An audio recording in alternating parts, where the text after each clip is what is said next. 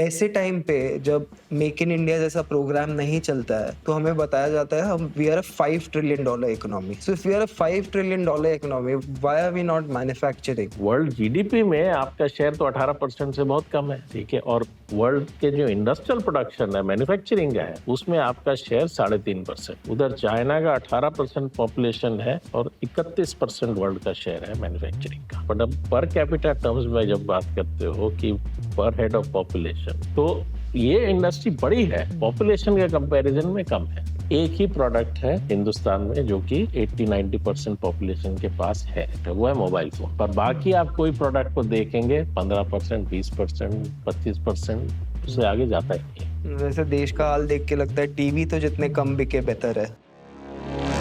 आज इंटरनेट सिर्फ आधे अधूरे सच और पूरे झूठ में डूबा हुआ है. किसी के पास गहराई से सोचने का या शांति से सुनने का वक्त ही नहीं है. हम एक ऐसा शांत कोना बनाने की कोशिश कर रहे हैं. Nope, not your ordinary podcast for entertainment. Today with me is Surajit Mazumdar, professor in JNU, the much controversial JNU, and we are here to discuss what happened to Make in India. So, sir, it's your expertise in the subject. So, I want to ask you, what has happened to Make in India as a project? Well, I think Make in India, like many other policies, is more talk than actual result. Because the attempt with Make in India was that, after all, please note that it said Make in India. It never said Make for India. Which means what? That in the globalized world, different countries of the world are, in a sense, competing to be locations of production of manufactured products for the world market or for other producers in other countries. India's share in that pie has been very small, and Make in India was essentially an attempt to try and get a larger share of that pie to India. Design of the policy itself was one where it did not address the fundamental reasons why India was failing to emerge as a significant location of production for world manufacturing in the way that in our neighborhood, By neighbor, you mean China? I mean, not just China, I mean also China is part of a larger East Asian region. And if you look at what has happened to manufacturing in the world, there's been a shift from the West and from Japan to the rest of East Asia, of which China is the most important. But China is also connected to that entire region. India has remained India. We have not been able to make even South Asia an economic region. Our political barriers to that have been far more formidable. So we are left with India. Now, if India as a individual economy has to compete with even, say, East and Southeast Asia, the whole region, what does India have? Does it have a larger population? Because China is once part of China is part of it, it is a larger population. Does India have a bigger market? No. They have a larger population. East Asia has a larger per capita income.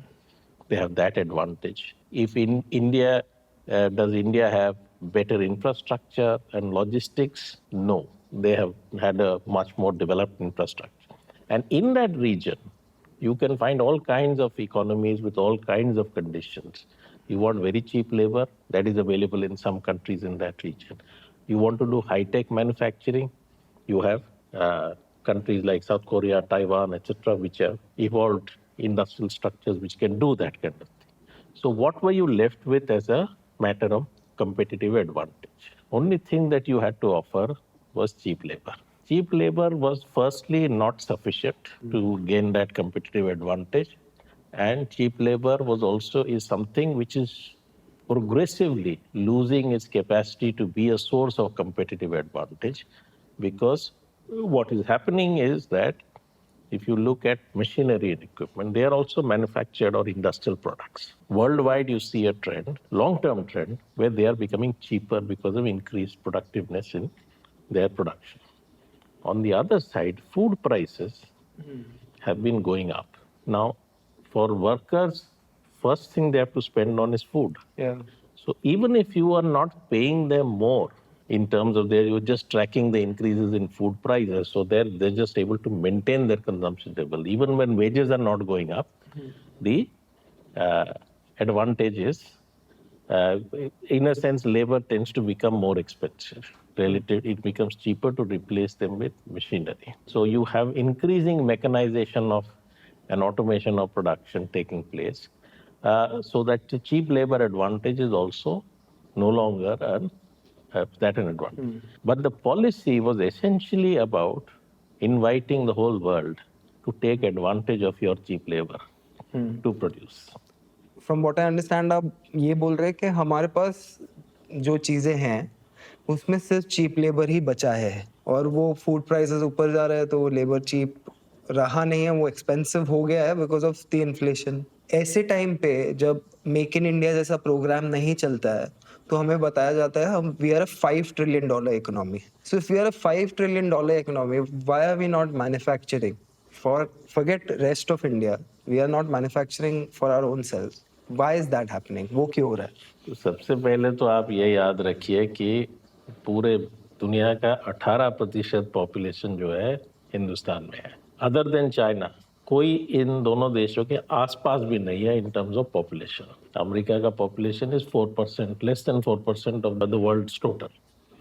तो जब आपके यहाँ 18% world का population है तो आप naturally you will be a big economy. Consumption तो होगा बिकॉज इतने लोग तो है ना, लेकिन वर्ल्ड जीडीपी में आपका शेयर तो 18% से बहुत कम है, ठीक है। और वर्ल्ड के जो इंडस्ट्रियल प्रोडक्शन है, मैन्युफैक्चरिंग का है, उसमें आपका शेयर 3.5% है। उधर चाइना का 18% पॉपुलेशन है और 31% वर्ल्ड का शेयर है मैन्युफैक्चरिंग का। हमारे यहाँ 3.5, उनका 31, 10 गुना करीब ज़्यादा है उनका। ये बोलना कि आपकी इकोनॉमी बड़ी है, बिकॉज आप तो टोटल का बात कर रहे हो, बट अब पर कैपिटा टर्म्स में जब बात करते हो कि पर हेड ऑफ पॉपुलेशन, तब वो टोटली अलग चीज़ हो जाता है। मैन्युफैक्चरिंग या इंडस्ट्री का भी अगर आप देखें तो अगर आप 2015 के कीमतों पर ले तो लास्ट डेटा जो दिखाता है कि per capita manufacturing value added Hindustan में $310 का था। सर इसको थोड़ा सिंपलीफाई करें तो? पर कैपिटा का मतलब ये हुआ कि जितना आपका टोटल प्रोडक्शन है उसको आप पॉपुलेशन से डिवाइड करके, हाँ कि प्रति व्यक्ति कितना प्रोडक्शन होता है आपके यहाँ। हाँ तो वो प्रति व्यक्ति प्रोडक्शन जो है इंडिया का अगर 310 है, चाइना का 3000 है, ताइवान का 10,000 है, कोरिया का 8,000 है। आपकी इकोनॉमी जो है बड़ी है क्योंकि आपकी जनसंख्या बड़ी है।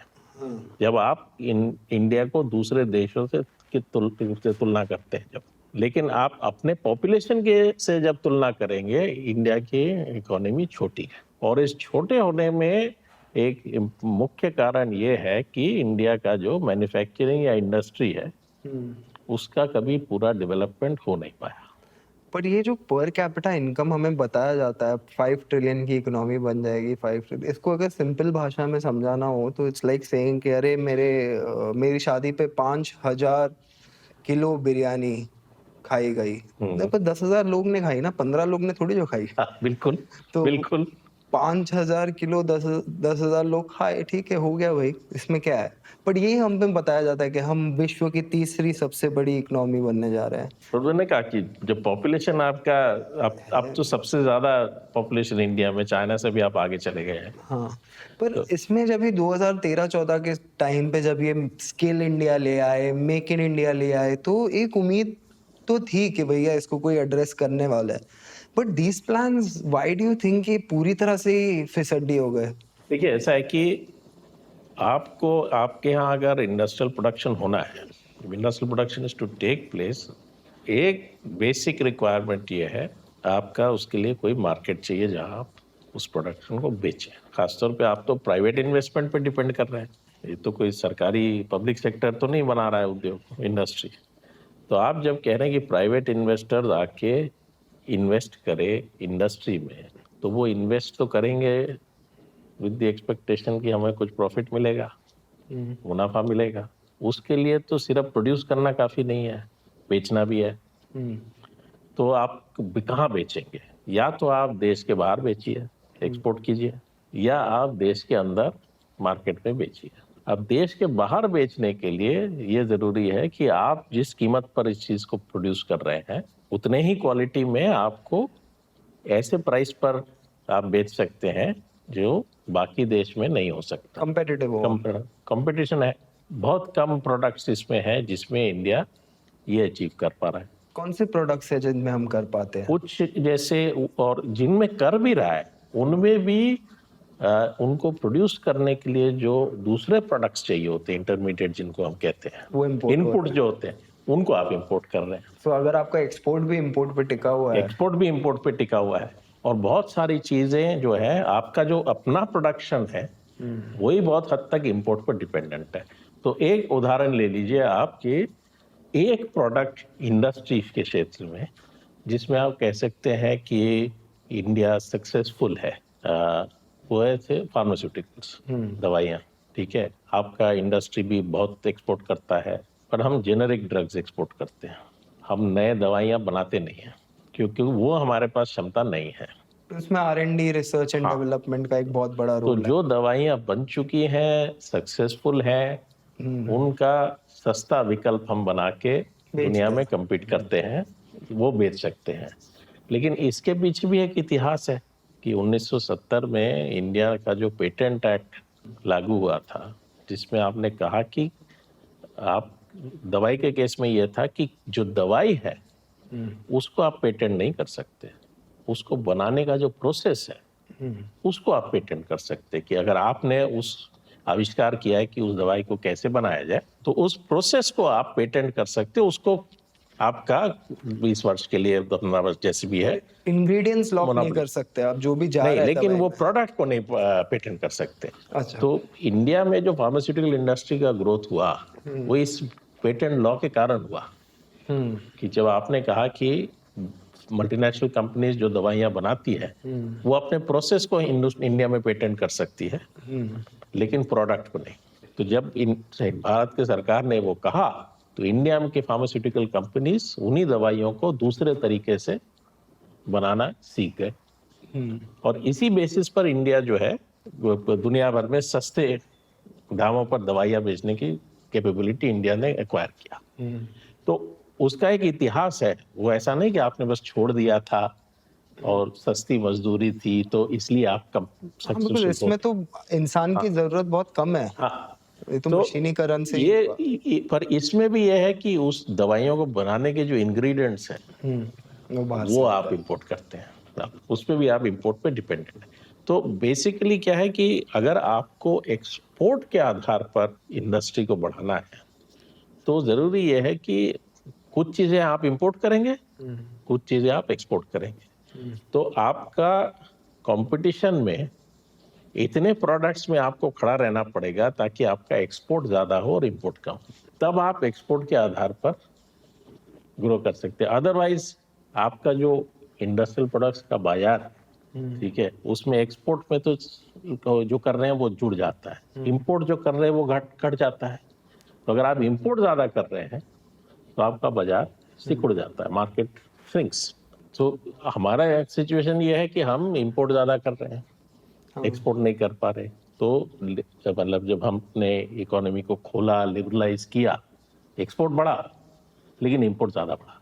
तो आपके पास एक्सपोर्ट के आधार पर इंडस्ट्री को ग्रो आप नहीं कर पा रहे, और आपके डोमेस्टिक मार्केट का क्या है, और यही इसका इससे जुड़ जाता है। अगर आप compete करना चाहते हैं इस आधार पर कि आपके यहाँ चीप लेबर है, तो चीप लेबर चीप क्यों है?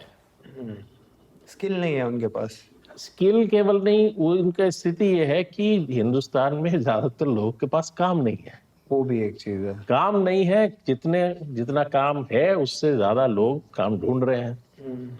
उसी के कारण जो है, अगर शॉर्टेज होगा लोगों का, जैसे चाइना में हो गया, वेजेस बढ़ने लग गए। जब इंडस्ट्री के ग्रो करने के कारण आपने अपने लोगों को काम में लगा दिया, शॉर्टेज हो गया तो वेतन बढ़ने लग गए उनके। इस वजह से उनका पर कैपिटा भी ऊपर गया।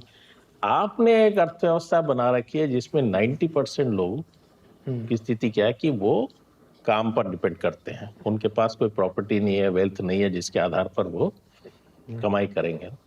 तो वो काम पे डिपेंड करते हैं। तो उनकी स्थिति ये है कि या तो उनके परिवार में कोई होगा जो बेरोजगार है, या कोई होगा जो कि साल भर में 40, 50, 60, 70 दिन उसको काम मिलेगा, सारा टाइम काम नहीं मिलेगा, या वो होगा कि वो सारे साल भी काम कर रहा हो तो उस काम का दाम नहीं मिलेगा। तो 90% जब आपका पॉपुलेशन इस स्थिति में है और उसको ज्यादातर अपना जो इनकम है वो एसेंशियल नेसेसिटीज पे खर्च करने के लिए होता है, तो वो मैन्युफैक्चर्ड या इंडस्ट्रियल प्रोडक्ट्स पे खर्च करने के लिए उसकी क्षमता नहीं है, तो आपका डोमेस्टिक मार्केट भी नहीं है। तो अगर आप एक्सपोर्ट में नहीं बेच पाते, आप डोमेस्टिक मार्केट में नहीं बेच पाते, तो आपका कैसे इंडस्ट्री ग्रो करेगा। और इसका एक जो एडिशनल असर होता है कि एक सेक्टर, एक खर्चा जो होता है वो होता है कि जिसे हम इन्वेस्टमेंट कहते हैं। अगर आप इंडस्ट्री बनाते हैं तो आप फैक्ट्री खड़ा करेंगे, कंस्ट्रक्शन करेंगे, उसमें प्लांट लगाएंगे, उसमें मशीनरी लगाएंगे, वो सब भी तो इंडस्ट्रियल प्रोडक्ट है।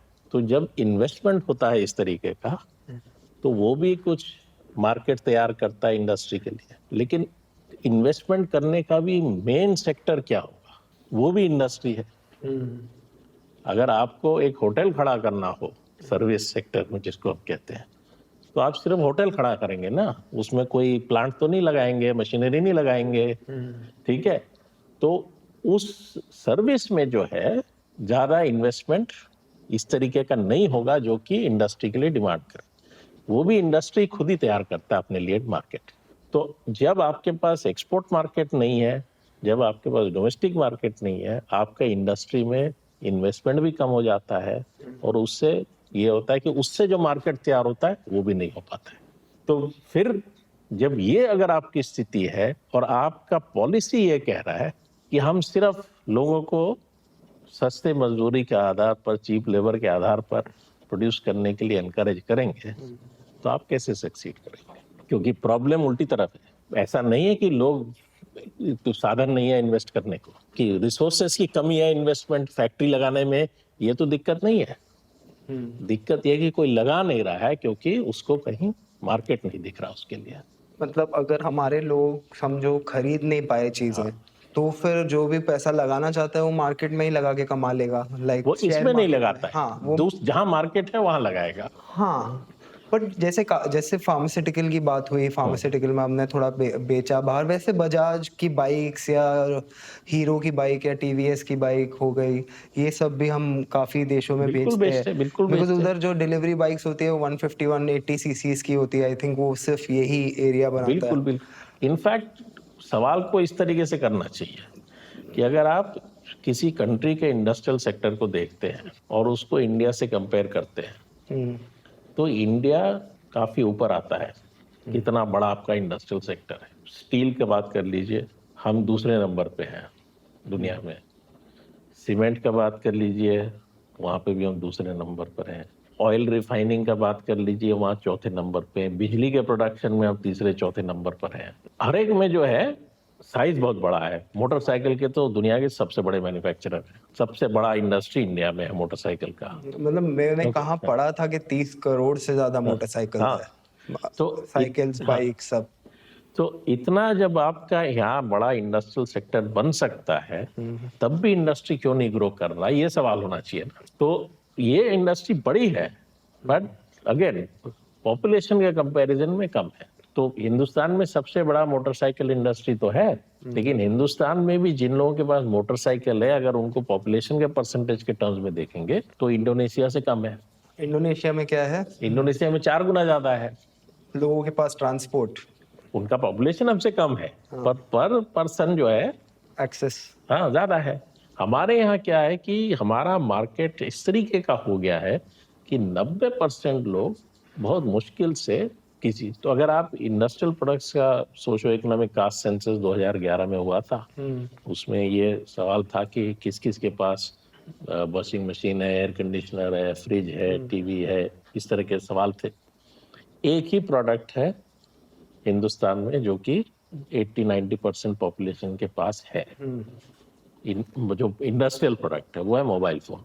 पर बाकी आप कोई प्रोडक्ट को देखेंगे 15%, 20%, 14%, 25%, उससे आगे जाता ही नहीं।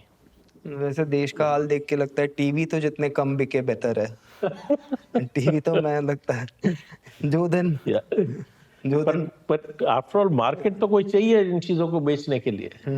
वो मार्केट आपके पास यहाँ नहीं है, और यहाँ जो है कॉन्ट्रडिक्शन आता है। अगर आप चाहते हो कि आप एक्सपोर्ट करके इंडस्ट्रियलाइज करो और आपके पास एक ही सोर्स ऑफ कॉम्पिटिटिव एडवांटेज है कि आपके यहाँ चीप लेबर है, तो आप जितना उसको कोशिश करोगे उतना आप कम इस प्रॉब्लम को एड्रेस करोगे कि आपका घरेलू बाजार भी बने। तो आपको चीप लेबर रखना है तो लोगों को काम मिल जाएगा, तो चीप लेबर नहीं रहेगा। तो जिस हिसाब से आप बता रहे हैं सर, ऐसा लग रहा है फिर इंडिया में दो ही क्लास है, मिडिल क्लास शायद है ही नहीं ना। अगर हम 90% लोग बिल्कुल के पास अगर एक हफ्ते के खाने का पैसा भी नहीं है, तो 90 बना 10 का ही आर्ग्यूमेंट है यहाँ पे। बिल्कुल बिल्कुल। आपको मैं एक आंकड़ा देता हूँ, ठीक है।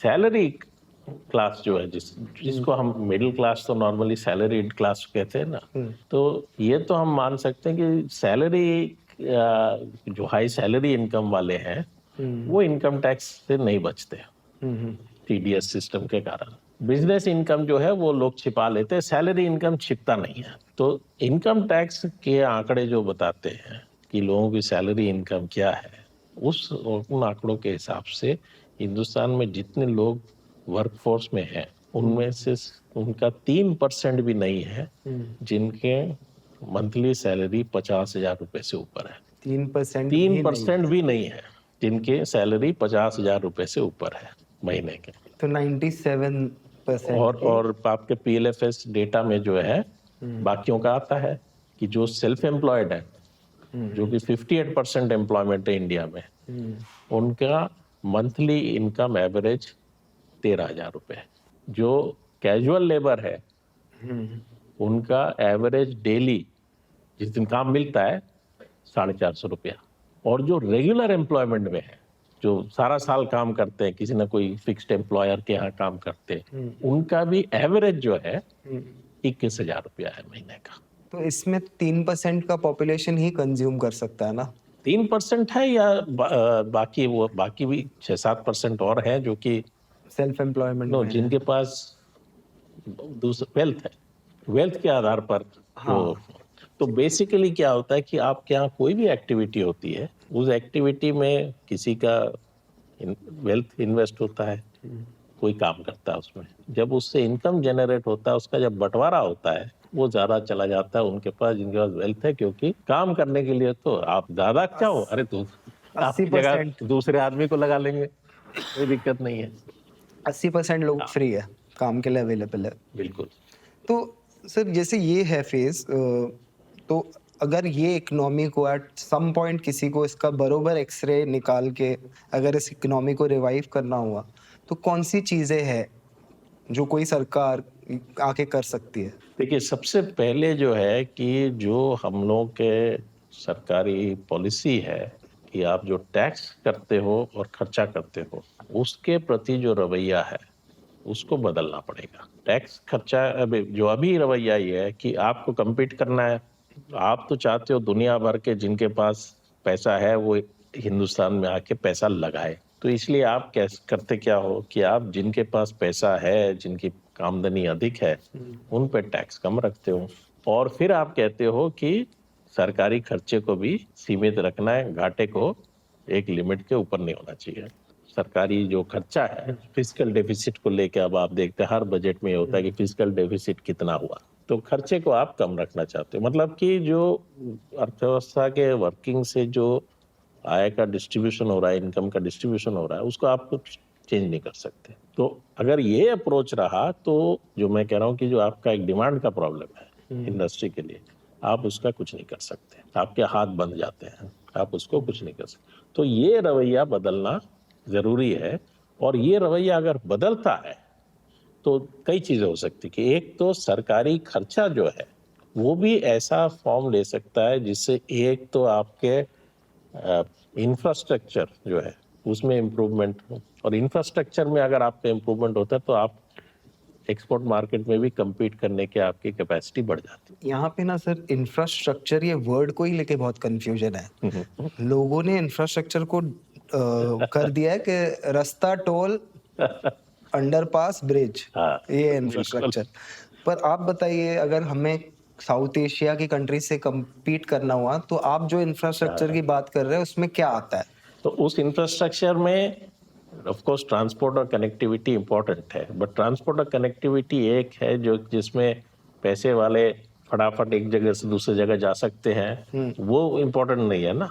चीज़ें हैं, उनका मूवमेंट है, पोर्ट्स के थ्रू मूवमेंट है, जो देश से बाहर जाएगा उसका जो सारा इंफ्रास्ट्रक्चर है, प्रोडक्शन करने के लिए जो चीज़ें चाहिए, बिजली चाहिए, इलेक्ट्रिसिटी प्रोडक्शन, अभी तो सब अपना ही करते हैं बिकॉज इलेक्ट्रिसिटी प्रोडक्शन जो है इंडस्ट्री के लिए इजीली अवेलेबल नहीं होता है। तो सर, जो आप इंफ्रास्ट्रक्चर की बात कर रहे हैं उसमें क्या है? तो इंफ्रास्ट्रक्चर को जिसे कहा जाता है उसको दो हिस्सों में आप बांट सकते हैं। पहला तो जो कि फिजिकल इंफ्रास्ट्रक्चर है, रोड्स, ब्रिजेस वगैरह तो आते हैं, लेकिन रोड्स, ब्रिजेस, रेलवेज, अन्य चीज़ें जिसके आधार पर जो है जो आप प्रोड्यूस कर रहे हो सस्ते में और एफिशिएंटली जो है मूव कर सके एक जगह से दूसरी जगह तक। क्योंकि अगर आपको मान लीजिए प्रोड्यूस करना है वर्ल्ड मार्केट के लिए, तो जहाँ भी आप प्रोड्यूस करेंगे वहाँ से तो उसको जाना है कहीं और, एक पोर्ट तक पहुंचने के लिए। पोर्ट तक पहले पहुँचना है, फिर पोर्ट में आपका फैसिलिटी चाहिए कि वो उसको भेजे। तो ये मूवमेंट वगैरह जो है ये एक इम्पॉर्टेंट चीज़ है। प्रोडक्शन प्रोसेस के लिए रिक्वायरमेंट्स है इलेक्ट्रिसिटी और इस तरह की चीज़ें जिसके लिए, और हम कहीं पे भी आप प्रोड्यूस करते हैं उसके लिए भी जो इनपुट्स, रॉ मटेरियल्स वगैरह वो भी तो ट्रांसपोर्ट होके आएंगे वहाँ। क्योंकि इंडस्ट्री का कैरेक्टर क्या है कि कम जगह पर बहुत प्रोडक्शन होता है। एग्रीकल्चर तो ज़मीन लेता है, पर इंडस्ट्री कम ज़मीन पर बहुत प्रोडक्शन होता है। तो उसके लिए ज़रूरी है कि एक चीज़ें वहाँ आए और चीज़ें वहाँ से जाए। तो उसके लिए एक फिजिकल इंफ्रास्ट्रक्चर। दूसरा जो है आपका, जिसे आप सोशल इंफ्रास्ट्रक्चर कहते हैं, कि आपका जो वर्क फोर्स है उसका एजुकेशन, उसका स्किल, उसका हेल्थ भी। क्योंकि हेल्दी वर्कर होगा तब वो बहुत ज़्यादा प्रोडक्टिव होगा। क्योंकि ये इम्पोर्टेंट नहीं है कि आपको एक आदमी को 8 घंटे के काम के लिए कितने पैसे देने हैं। इम्पोर्टेंट चीज़ ये है कि आप जो उसको 8 घंटे के काम के लिए पैसे दे रहे हैं, उस 8 घंटे में उसका प्रोडक्टिविटी कितना है। तो ये सब इन सब चीज़ों पर डिपेंड करता है। अगर वर्कर भी हेल्दी होगा, एजुकेटेड होगा, स्किल्ड होगा, तब वो, तो ये सब चीज़ें जो है इनका कैरेक्टर क्या है कि ये इन्वेस्टमेंट खर्चा मांगते हैं, लेकिन ये एक ऐसा खर्चा है जिसके लिए आप प्राइवेट सेक्टर पर डिपेंड नहीं कर सकते। बिकॉज़ इसमें हमेशा रिटर्न नहीं आता है हर समय, क्योंकि रिटर्न इसका सोशल है। समाज को रिटर्न मिलता है, इंडिविजुअल को नहीं मिलता हर समय। तो ये इन्वेस्टमेंट जो है सरकार की तरफ से अगर हो तो वो, और इसके साथ जो इम्पोर्टेंट है वो ये है कि इसके साथ आपको जो विशेष कैपेबिलिटीज आपको चाहिए चीज़ों को प्रोड्यूस करने के लिए, उनको तैयार कर, उनका प्रोडक्शन, जैसे आपको किसी चीज़ का मैन्युफैक्चर करना है, सेमीकंडक्टर का मैन्युफैक्चर करना है, तो कैसे करना है, पहले तो आपको उसका ज्ञान होना चाहिए। तो उसके लिए ज्ञान कैसे प्राप्त होगा, उसके लिए R&D कौन करेगा, ठीक है। और उसको प्रोड्यूस करने के लिए जो अलग अलग चीज़ें, टूल, स्पेशलाइज्ड टूल वगैरह चाहिए, वो इंडस्ट्री कैसे बनेगा। तो आप पॉलिसी स्पेसिफिक जब तक नहीं बना पाएंगे इस तरीके का, आप नहीं कर पाएंगे। आप मान लीजिए एक सेक्टर में आपने बोल दिया कि आ जाइए, अरे उसको प्रोड्यूस करने के लिए जो वर्कफोर्स चाहिए वो आपके यहाँ नहीं है। उसको प्रोड्यूस करने के लिए जो वेरियस टूल्स वगैरह, इम्प्लीमेंट मशीनरी चाहिए वो नहीं है। तो अब वो आ भी गए तो वो भी इम्पोर्ट करेंगे। सेम वापस रिपीट हो रहा है, वही सेम चीज़ रिपीट होगा। तो अभी किसी को अगर समझना है ना इंडिया में ये सॉफ्टवेयर क्रांति कहाँ से आई, वो इजीली आप समझ सकते हैं। बिकॉज सॉफ्टवेयर किसी से करवाना है तो क्या चाहिए, एक लैपटॉप चाहिए, ठीक है, एक ऑफिस चाहिए कांच की बिल्डिंग वाला, थोड़ा जिम डाल दो, एक रेजिडेंशियल कॉम्प्लेक्स कर दो, गाड़ी का पार्किंग बना दो, सॉफ्टवेयर क्रांति। तो सवाल ये पूछना चाहिए कि आपके यहाँ इतना सॉफ्टवेयर बनता है, आपके यहाँ हार्डवेयर इंडस्ट्री क्यों नहीं है? आपके यहाँ इतना बड़ा टेलीकॉम सर्विसेज इंडस्ट्री है, सर्विस इंडस्ट्री है, टेलीकॉम इक्विपमेंट नहीं है, गोल आपके यहाँ बनता ही नहीं है। इसका जो एक असर हुआ है कि इस तरह की स्थिति के कारण बिजनेस भी जो है उनका भी ध्यान अब इन सर्विसेज के प्रति ज़्यादा हो गया है। इजी टू प्रोड्यूस है। हाँ, इजी टू प्रोड्यूस है। और दूसरा ये है कि बहुत सारे ये सर्विसेज में आप या तो compete कर सकते हैं या आपको इंपोर्ट से कंपटीशन नहीं है। देखिए सर्विसेज जो है, ज्यादातर सर्विसेज, आईटी सर्विसेज को छोड़ दीजिए, आईटी सर्विसेज तो आप एक्सपोर्ट करते हैं, ज्यादातर एक्सपोर्ट ही करते हैं। जितना भी प्रोड्यूस होता है वो एक्सपोर्ट करते हैं, 80% एक्सपोर्ट होता है, हिंदुस्तान में बहुत कम बिकता है। पर आईटी सर्विसेज में भी आप बेसिकली आउटसोर्सिंग पर डिपेंडेंट है, और उनका बैकएंड ही है आप एक हाँ, तरीके से। बिल्कुल आप उस पर लिमिटेड है, उससे आगे आप नहीं जा पाए। तो दुनिया भर के जो बड़े आईटी कंपनीज है, टेक मेजर्स जिनको कहते हैं, वहां पे तो कोई हिंदुस्तानी कंपनी की गिनती नहीं है, ठीक है। और पर दूसरे सर्विसेज में जैसे है कि टेलीकॉम सर्विसेज में ये है, वहां तो कंपटीशन नहीं है ना इंपोर्ट से। वो तो जो यहाँ यूज होना है तो यहीं प्रोड्यूस होना है, और ये वो इंपोर्ट नहीं हो सकता। हाँ, 90% लोग ने टेलीफोन खरीद लिया है। बट इंडस्ट्री में ऐसा नहीं है, क्योंकि इंडस्ट्रियल प्रोडक्ट हर समय एक्सपोर्ट इंपोर्ट हो सकते हैं, तो इंपोर्ट कंपटीशन इंडस्ट्री में हर समय रहेगा। तो इसलिए आपको इतने लेवल पे प्रोड्यूस करना पड़ेगा कि आप दुनिया में और जगह जहां प्रोड्यूस हो रहा है उसके कम्पीट कर पाए। तो जैसे हम सोल्यूशन या बोल रहे थे कि एक एक्टिव पार्टिसिपेशन सरकार का लगेगा इंडस्ट्री बनाने में। बिल्कुल। तो एक्टिव पार्टिसिपेशन तो मेक इन इंडिया और स्किल इंडिया ये सब नहीं रहा है। नहीं, तो देखिए मेक इन इंडिया या स्किल इंडिया, ये तरह के पॉलिसीज जो है, ये इनको कहा जाए कि जिसे हम इंडस्ट्रियल पॉलिसी कहते हैं, वो इंडस्ट्रियल पॉलिसी ये सिर्फ नाम में है। क्योंकि मेक इन इंडिया में आपने क्या किया है बताइए? ईज ऑफ डूइंग बिजनेस हम कर देंगे, इसके अलावा आपने क्या किया है? और बाकी चीज़ें जो आप कह रहे हैं, ठीक है, आप इंफ्रास्ट्रक्चर की बात करते हैं, बात तो सब कुछ होता है, लेकिन कुछ बनाने के लिए तो आपको वो रिसोर्सेज कमिट करने पड़ेंगे, और 1 साल 2 साल के लिए नहीं, एक लंबे पीरियड के लिए।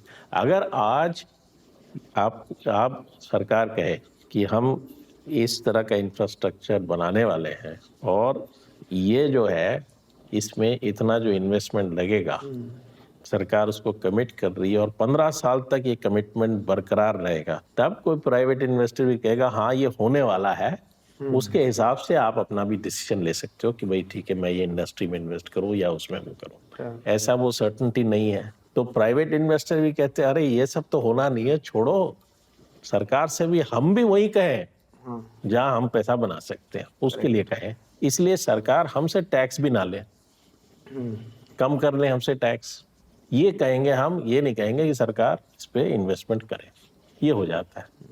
तो मेक इन इंडिया और स्किल इंडिया, इन सब में जो एक तो प्रॉब्लम है कि देखिए प्रॉब्लम आपका बड़ा है, उसके लिए आप एक छोटा सा स्टेप लेंगे, आपको बड़ा सा पत्थर मूव करना, आप एक उंगली से उसको धक्का मारेंगे तो वो नहीं होने वाला ना। तो या तो पॉलिसी ऐसे हैं जिनमें कोई दमी नहीं है, इतने छोटे पॉलिसी है उसमें कोई कमिटमेंट नहीं है, या पॉलिसी इसी प्रॉब्लम को देख रहे हैं कि भाई कैसे बिजनेस करना इजी हो जाए।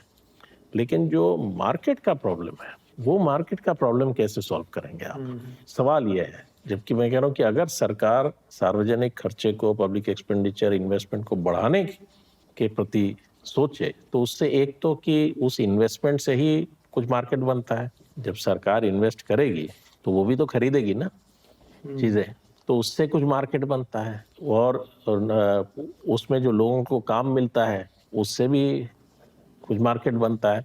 फिर वो लोग जब खर्चा करते हैं उससे और मार्केट बनता है, जिसका मल्टीप्लायर प्रोसेस कहते हैं। ये इन सब से जो है आपका मार्केट बढ़ सकता है, और मार्केट बढ़ने के साथ साथ ये होगा कि जैसे जैसे आप इंफ्रास्ट्रक्चर इंप्रूव करते हैं, आपके यहाँ का भी प्रोडक्टिविटी और एफिशिएंसी प्रोडक्शन का बढ़ता है, आप हो सकता है एक्सपोर्ट मार्केट में भी उस आधार पर आ सकते हैं।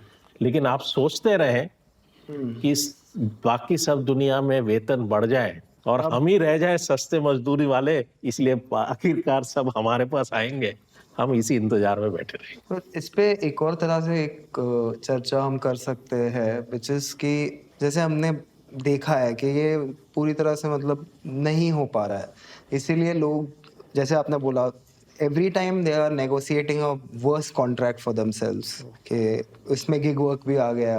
अब कोई अर्बन क्लैप वालों ने मेड का सर्विस डाला था 49 रुपीज़ में, और उन लोग वो का प्रॉब्लम स्टेटमेंट ही वही था कि मेड टाइम पे नहीं आती है, छुट्टी के टाइम गुम हो जाती है, और ये सब मतलब थॉट ही इनका ये है कि जिसकी भी लाइफ में कुछ रेगुलरिटी है पहले तो उसको डिस्प्लेस करो, उसको थोड़ा हिलाओ इधर उधर से। अभी उसको एक सर्विस पे लेके आ गए हैं उन लोग, ऐप पे लेके आ गए हैं। और ये इकोनॉमी जो आपको लगता है, ये मतलब what are the evils of this economy, अगर आप ये समझाए। हाँ। और ये जो इकोनॉमिक पीरियड है हमारा करंट, और जो अभी मतलब अब जैसा चल रहा है वैसे ही कल, मतलब कल आज से ही बनेगा और आज कल वहाँ पे ही जाना है। तो नेक्स्ट 10 साल में हमारी इकोनॉमी, जैसे हम आज 2025 में जहाँ हमारी इकोनॉमी है, कोई भी बेस मार्क लेके के ये, या हम अपने आप से ही कंपेयर कर लें कि हम पहले कब यहाँ थे या पहले से बेहतर है। सो थोड़ा comparative analysis of this economy sir, अगर उस पर हाँ, डिस्कस तो करें। अगर आप करंट जो फेज है इंडियन इकोनॉमी का उसको देखें तो उसके कई इम्पोर्टेंट फीचर्स हैं। पहला तो ये कि इंडस्ट्रियल सेक्टर में स्टैग्नेशन है, प्रोडक्शन बढ़ नहीं रहा है। हिंदुस्तान के आज़ादी के बाद के इतिहास में एक ही दौर रहा है जहां इंडस्ट्रियल प्रोडक्शन की ये स्थिति रही है, और वो 1965 to 75 का जो दशक है, प्री लिबरलाइजेशन। प्री लिबरलाइजेशन, तीसरे थर्ड 5 ईयर प्लान जब खत्म होता है, उसके बाद का जो पीरियड है, ठीक है, उस टाइम पे एक क्राइसिस की सिचुएशन था। और उस पीरियड में जो है उसको हम डेकेड ऑफ इंडस्ट्रियल स्टैग्नेशन कहते हैं, ठीक है, डेकेड ऑफ इंडस्ट्रियल स्टैग्नेशन। और इस पे इकोनॉमिक्स में बहुत बड़ा डिबेट है कि उसके कारण क्या थे, और ये दुनिया भर में फेमस डिबेट है, स्टैग्नेशन डिबेट इसको कहते हैं। ये 2011-12 से लेकर अभी तक 1.5 दशक का टाइम हो गया, 1.5 डेकेड्स सेम ट्रेंड है। सो हम 40 साल पीछे इकोनॉमिकली।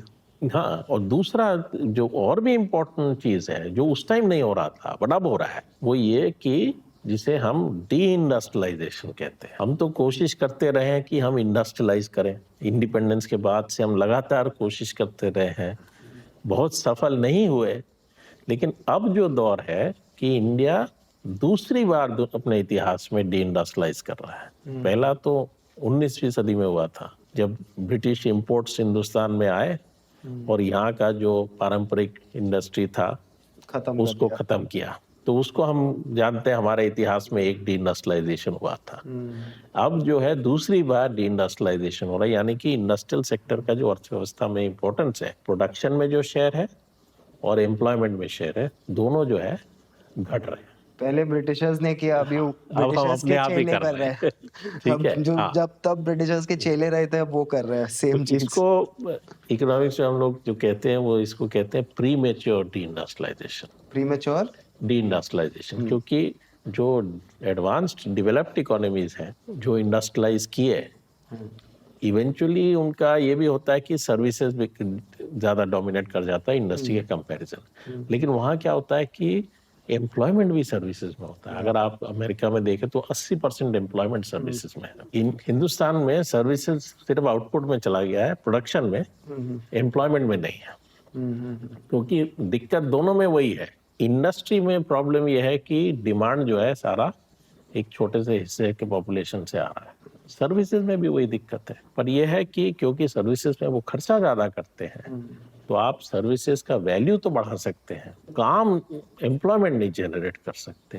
अगर 10% हिंदुस्तान टूरिज्म कर रहे हैं, अब 10% हिंदुस्तान पैसे दे के इलाज करा सकते हैं, 10% हिंदुस्तान का है जो ड्राइवर रख सकते हैं, जो घर पे कोई काम करने वाली को रख सकते हैं, तो 10% हिंदुस्तानी जो है कितने हिंदुस्तानियों के लिए नौकरी तैयार करेंगे। तो वो सर्विसेज में यहाँ पे एम्प्लॉयमेंट भी नहीं हो रहा है। तो हमारे यहाँ जो दिक्कत ये है कि एम्प्लॉयमेंट की स्थिति जो है वो लगातार खराब हो रही है। जो भी एम्प्लॉयमेंट बढ़ रहा है, वो जो भी एक्टिविटीज है उसमें किसी न किसी तरह से जो लोग जीना है लोगों को किसी न किसी तरीके से उसमें वो घुस रहे हैं। तो जो बिजनेसेस या एक्टिविटीज जो बढ़ भी रहे हैं वो भी इसी का एडवांटेज ले रहे हैं कि आपको इंडस्ट्री में अगर आप एक फैक्ट्री लगाते हैं, आप 1000, 1500, 2000 वर्कर को वहाँ लगाते हैं, वो उस प्रोडक्शन के काम में एक साथ काम करते हैं, तो वहाँ तो ये भी संभावना है कि वो अपना यूनियन बना लें और कुछ कहें कि भाई वेतन बढ़ाओ या वो करो। अब क्या हो रहा है कि लोगों के पास काम नहीं है, उनसे कम पैसे में कितना ज्यादा काम निकाला जाए उसके आधार पर बिजनेस चल रहे हैं सब। ठीक है, तो ये जो गिग वर्कर है सब, इनकी क्या स्थिति है कि इनको तो आप एम्प्लॉय भी नहीं मानते हो, इन पे कोई कानून नहीं लागू है कि आपको इतना वेतन देना है, कितने घंटे काम कराने हैं। ठीक है, तो इसका फायदा उठा के आप बेसिकली बिजनेस कर रहे हो। बेसिकली जो हमारा ये रेवोल्यूशनरी सेक्टर है, अगर आप एक तरह से देखें तो they are disrupting the unorganised sector. Like कौन सी इकोनॉमी में ये होता है? जैसे बाल काटने के लिए, या समझिए ये हो गया टैक्सी के लिए, तो ये एक अनऑर्गेनाइज सेक्टर है। आप उसमें टेक्नोलॉजी ला के डिसरप्ट कर रहे हो उनकी लाइफ से। उनको बोल रहे हो आपके पास फ्रीडम है, अरे फ्रीडम नहीं चाहिए भाई, नौकरी चाहिए। इनफैक्ट आपने ये बहुत इंपॉर्टेंट पॉइंट हाईलाइट किया है, मतलब जो कि जिस कारण से इंडिया का जो ग्रोथ का स्टोरी आंकड़े दिखा रहे हैं उस पर भी एक सवाल उठता है। क्योंकि बेसिकली क्या है कि इंडस्ट्री या इन अन्य सेक्टर्स में प्रोडक्शन बढ़ा के प्रॉफिट बनाने की संभावनाएं कम हो जा रही है कॉरपोरेट सेक्टर के लिए भी। तो पैसा कहाँ जा रहा है? पैसा जा रहा है इनटू एक्टिविटीज जहां आप जो सेक्टर्स आपके कब्जे में नहीं थे उनको अपने कब्जे में ले आए। तो उसका एक ये हो रहा है कि आपका जितना बढ़ रहा है उतना अनऑर्गेनाइज सेक्टर का घट रहा है। आपके यहाँ जो एम्प्लॉयमेंट बढ़ रहा है उससे ज्यादा एम्प्लॉयमेंट वहाँ खत्म हो रहा है, लेकिन आपके आंकड़े इसको पहचानते नहीं है। तो आपका जो ग्रोथ ऑर्गेनाइज सेक्टर का है उसके आधार पर आप अनुमान लगा रहे हैं कि अनऑर्गेनाइज्ड का भी कितना ग्रोथ हो रहा है। तो जहाँ रिप्लेसमेंट हो रहा है वहाँ कोई ग्रोथ नहीं है, लेकिन उसको आप दोनों सेक्टर में ग्रोथ मान के चल रहे हैं आपके आंकड़े। तो जो ग्रोथ भी जीडीपी वगैरह में दिखा रहे हैं वो भी आर्टिफिशियल है, वो हकीकत नहीं है। कितना खुराफाती दिमाग चाहिए आपको कि आप जिसकी लाइफ पहले ही डिसरप्टेड है उसकी इंडस्ट्री आके डिसरप्ट कर दो, और इंडियन बिजनेसमैन नंबर 1। इनफैक्ट अगर आप अभी एक देखिए, कहानी बनाने के लिए आप कई चीजें अलग अलग चीजें कहते हैं, पर उन चीजों को जब आप एक साथ रखें तो कहानी कुछ और ही बन जाती है। तो मैं आपको एक उदाहरण दे रहा हूँ। एक तरफ आप कह रहे हो कि जीडीपी हिंदुस्तान का बढ़ रहा है, और ठीक है पहले जितनी तेजी से बढ़ रहा था उतना नहीं बढ़ रहा है, लेकिन दुनिया भर में देखिए क्या हालत है, उनके मुकाबले में हम बेहतर हैं। तो ठीक है, जीडीपी के आंकड़े आपने दे दिए कि दिखाए, सही गलत जो भी है ठीक है, मान लिया वो सही है। दूसरी तरफ आप आंकड़े दिखा रहे हैं कि रोजगार भी बहुत बढ़ गया है, महिलाओं का भी रोजगार बढ़ गया है, सब कुछ बढ़ गया है, बहुत रोजगार भी बढ़ा है पिछले कुछ सालों में। ये इसके भी आंकड़े हैं सरकारी। उस प्रोडक्शन के आंकड़ों को और उस एम्प्लॉयमेंट के आंकड़ों को आप एक साथ रख दीजिए तो ये कहानी निकल के आ रही है कि हिंदुस्तान में जो भी ग्रोथ हो रहा है उसमें पर वर्कर जो प्रोडक्टिविटी है वो घट रहा है। क्योंकि आप 10% और प्रोडक्शन बढ़ा रहे हैं, वो एक आंकड़ा कह रहे हैं 10% बढ़ गया, दूसरी तरफ कह रहे हैं 12% एम्प्लॉयमेंट बढ़ गया। तो 12% एम्प्लॉयमेंट बढ़ने से 10% अगर प्रोडक्शन बढ़ा, इसका मतलब पर एक आदमी का प्रोडक्शन जो है वो घट गया। ये दोनों आंकड़ों को आप साथ में रख दें, पता चल जाता है कि हकीकत क्या है। क्योंकि कौन से इकोनॉमी में इतिहास में देख लीजिए कि ग्रोथ इस तरीके का हुआ हो कि प्रोडक्टिविटी कम घट रहा हो। उल्टा होता है, प्रोडक्टिविटी बढ़ता है तो यहाँ तो घट रहा है। और ये एक सेक्टर में नहीं है, ये एग्रीकल्चर में है, ये इंडस्ट्री में है, ये सर्विसेज में है, सब जगह वही दिख रहा है। इसलिए आप पार्शियल एक पिक्चर किसी एक आंकड़े से दिखाना चाहते हैं, उसको भी जब एक साथ रखते हैं तो उन्हीं स्टेटिस्टिक्स में, उन्हीं आंकड़ों में दूसरी कहानी नजर आ जाती है। तो आप कितना छिपाएंगे कि रियलिटी क्या है। सर इसमें तो काफी रीजनल पार्टीज है, या जैसे बीजेपी का एनडीए अलायंस हो या यूपीए अलायंस हो, राहुल गांधी ने खुद ने कहा है कि दोनों ही जॉब क्रिएट नहीं कर पाए। तो आगे जो जॉब क्रिएशन कोई अगर करना भी चाहे स्टेट पे या सेंटर लेवल पे, तो ये जो ठेकेदारी का काम दिया जा रहा है या गिग वर्क दिया जा रहा है या कॉन्ट्रैक्चुअल 11-11 महीने के जॉब्स दिए जा रहे हैं, इनका क्या उपाय है? देखिए, इनका तो स्पेसिफिकली उपाय ये होगा कि इनके कुछ तरीके का रेगुलेशन आना पड़ेगा, और इसके कई कारणों से हो सकते हैं। एक तो उनके अपने राइट्स का प्रोटेक्शन का सवाल है, तो और दूसरा पब्लिक सेफ्टी के भी सवाल है। मान लीजिए टैक्सी, ठीक है, आप टैक्सी की जो एग्रीगेटर्स है, कंपनीज को अलाउ कर रहे हैं कि वो एक ड्राइवर को 14-14, 15-15 घंटे दिन में गाड़ी चलवाए, ठीक है। अब वो कहेंगे कि हमने तो नहीं कहा उसको 14 घंटे चलाने को, वो चला रहा है। अरे आपने स्थिति बना दी ऐसी कि 14-15 घंटे चलाए बिना उसका गुजारा नहीं चल सकता, गुजारा नहीं हो सकता है। तो 14-15 घंटे अगर वो चला रहा है तो उसके अपने शरीर पर जो असर है वो है, और दूसरा जो है एक्सीडेंट या कुछ होने के जो रिस्क बढ़ जाते हैं जब सब ड्राइवर, इतने सारे ड्राइवर थके हुए हैं, तो वो भी तो डेंजर एक है। तो इसके लिए तो इन चीज़ों में तो अगर ये एक्टिविटीज होने हैं तो आपको कोई ना कोई रेगुलेशन चाहिए जो कि सरकार को इम्पोज करना पड़ेगा कि आप इतने नहीं ले सकते, इतना आपको मिनिमम देना पड़ेगा। ठीक है, पहले भी तो करते थे। मान लीजिए दिल्ली में ही अगर आप देखें या कई सी शहर में देखें, टैक्सी और ऑटो तो चलते थे।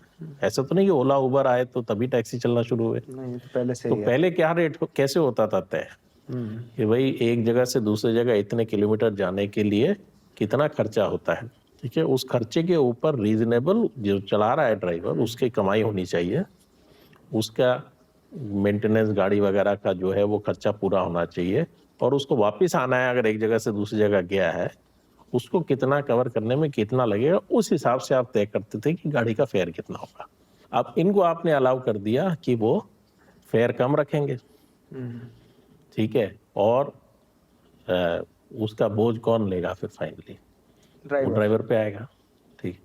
तो आप पहले भी तो रेगुलेट करते थे कि भाई जो ड्राइवर है उसका एक रीजनेबल इनकम आपको उस तरीके से एक रेगुलेशन करना पड़ेगा। तो ये तो इसका, पर जॉब क्रिएशन का जहाँ तक सवाल है, सबसे पहले तो इम्पोर्टेंट है ये पहचानना कि job creation is not the problem to be solved, it is the solution to the problem. बिल्कुल। बिकॉज अभी सिचुएशन क्या है कि जब जॉब्स नहीं है इसलिए 90% इंडियंस का इनकम अटका हुआ है। इनकम अटका हुआ है इसलिए बाजार में डिमांड नहीं है, बाजार में डिमांड नहीं है इसलिए प्रोडक्शन ग्रो नहीं कर रहा है, प्रोडक्शन ग्रो नहीं कर रहा है इसलिए एम्प्लॉयमेंट बन नहीं रहा है। ये पूरा सर्कल एक है जो चले जा रहा है। हाँ। तो इसको आप ब्रेक कहाँ करेंगे? एम्प्लॉयमेंट, जो एम्प्लॉयमेंट, जो अनएम्प्लॉयड है वो तो अपने आप एम्प्लॉयमेंट नहीं क्रिएट कर सकते। एब्सोल्युटली। तो आपको employment creation has to be seen as the solution to the problem, not the problem to be solved.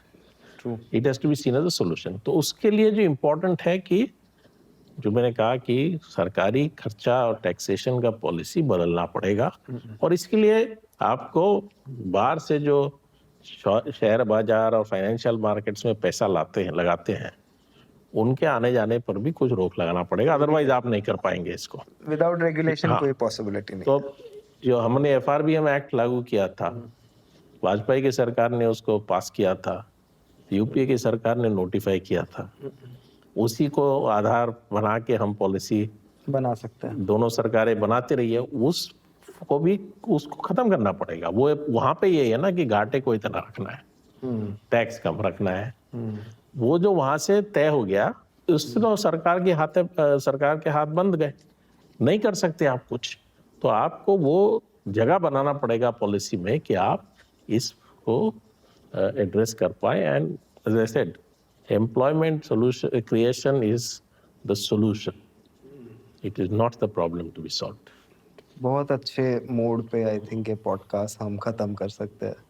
Thank you so much sir for your time. Thank you for having me. I had a great time talking to you. काफ़ी कुछ समझ में आया। JNU से है तो अभी troll होने के लिए तो आप रेडी होंगे, थोड़ी बहुत ट्रोलिंग तो सभी करते हैं। वो तो होता रहता है, बट मेरे ख्याल से अब धीरे धीरे लोगों को भी हाँ, लोगों को भी समझ में आ रहा है कि चाइना की तरफ लाल आँख नहीं दिखा रहे हम आँख बंद करके खड़े हैं। बिल्कुल। Okay, thank you sir for your time. Thank you. Okay, cut.